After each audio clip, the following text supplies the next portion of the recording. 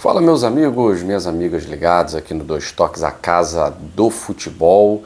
Vamos falar de um assunto bem polêmico, que é a iminente, posso dizer assim, possível, provável, aquisição de 90% das ações da SAF do Vasco da Gama pelo La Máquia, que é enteado da Leila Pereira, filho do marido da Leila Pereira, dono da Crefisa. E essa possível aquisição, é claro que ela vai passar por várias, fosse uma auditoria, né? Tem a Lei Geral do Esporte, tem a lei da SAF, agora tem os mecanismos de proteção de fair play, tem a agência reguladora, enfim. São muitos passos que a SAF do Vasco vai ter que dar, e principalmente o interessado, Marcos La Máquia, vai ter que dar para ultrapassar essas barreiras e conseguir comprovar a idoneidade, a lisura do interesse para adquirir 90% da SAF vascaína. Mas de tudo que eu já pude estudar sobre o tema, não se trata, por exemplo, de uma rede multiclubes. Diferente, por exemplo, de Crystal Palace e Lyon, que não puderam disputar a mesma competição, a Europa League, por estarem no mesmo grupo Eagle Football Holding, e o Crystal Palace acabou rebaixado para a Conference League, tendo em vista o conflito de interesse. A gente viu o Pachuca e o León do México, que também pertencem a um mesmo grupo, não podendo disputar Mundial de Clubes. Tá? Então o León teve que deixar a competição, dando vaga para uma equipe norte-americana, Los Angeles. Vasco e Palmeiras entrariam nesse sistema de rede multiclubes? Não.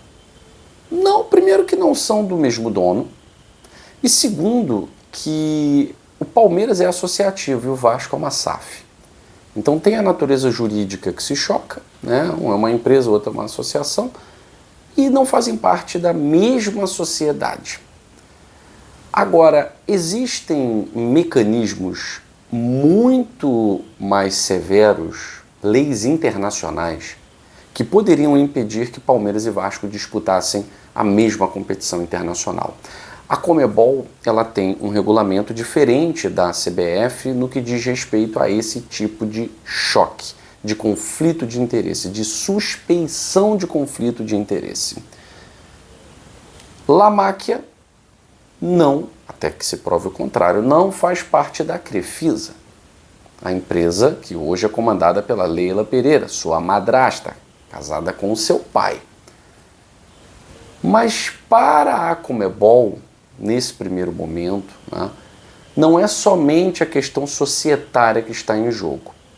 Mas para a Conmebol, no seu regulamento, é a integridade do esporte que está em jogo. Que tipo de relação poderia interferir na integridade do esporte? A relação familiar é uma delas.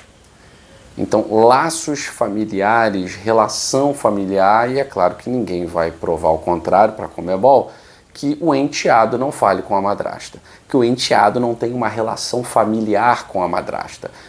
Enquanto Leila Pereira estiver à frente do Palmeiras, realmente Vasco e Palmeiras podem ser afetados por essa ligação se realmente acontecer a compra de 90% da SAF do Vasco.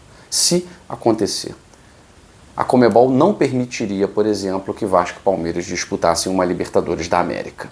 Não permitiria, por conta dos laços familiares, dos donos, dos sócios majoritários, do presidente, não permitiria. Não permitiria. E a CBF?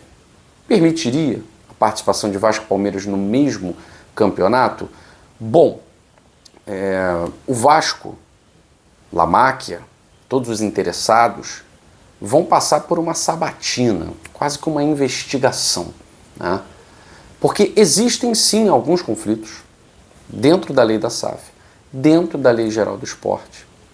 Existe sim no novo regulamento que está sendo implementado paulatinamente sobre regulação de fair play financeiro, tudo isso precisa ser muito bem estudado por aqueles que vão adquirir a SAF vascaína, para que no final das contas não caia numa suspeição, num conflito de interesse que evite que La Máquia nesse momento seja dono de 90% da SAF do Vasco.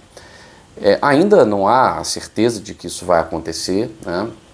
O Pedrinho, presidente do Vasco, está muito empolgado, é claro, de entregar a SAF na mão de um grupo que aparentemente, né, é mais sério do que a 777 por conta do comprometimento do torcedor, né? Eu já falei isso para vocês.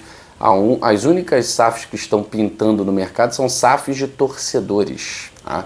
É a SAF do Cruzeiro, é a SAF do Vasco, é a SAF do Galo, são SAFs de torcedores.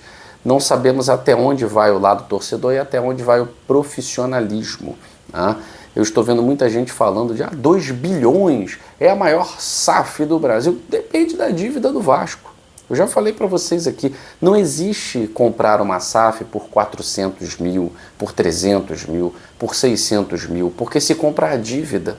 Então o valor da SAF, da compra das ações, é o valor da dívida, porque você compra a dívida, dívida mais aporte. Então se o clube deve 1,5 bilhão e tem um aporte, é claro que o valor da SAF está composto dentro do valor da dívida, né? Quanto é a dívida do Vasco? Certamente tudo isso está incluído, né? Quanto era a dívida do Cruzeiro? Então a compra do Cruzeiro não foi só 500, 600 mil, a do Botafogo 450, 500, é o valor da dívida, né? Então para o Vasco é muito bom, o Vasco está com as contas arrumadinhas, por quê? Porque conseguiu uma recuperação judicial, isso ajudou muito as finanças do Vasco da Gama, principalmente com a venda do Rayan. Agora, é preciso ter muito cuidado nessa negociação, porque Palmeiras e Vasco, que já tem uma série de precedentes de união, não que coloque o resultado em xeque, de partidas, nada disso, né? Mas existe um precedente de união das torcidas, né? O torcedor do Vasco é simpático ao Palmeiras e vice-versa. Agora a relação é um pouquinho mais estreita, né? Um pouquinho mais estreita, porque sabe-se que um dos donos da Crefisa é torcedor do Vasco, que o filho do dono da Crefisa também tem ligações com o Vasco e agora como sócio majoritário, isso vai estreitar-se cada vez mais. E esse laço com a presidente do Palmeiras, com a Crefisa, enfim, isso pode inviabilizar o negócio. E isso pode inviabilizar a participação de Vasco e Palmeiras no mesmo torneio internacional, pelo simples fato de haver uma relação familiar entre as duas personas que são gerentes dos clubes, né?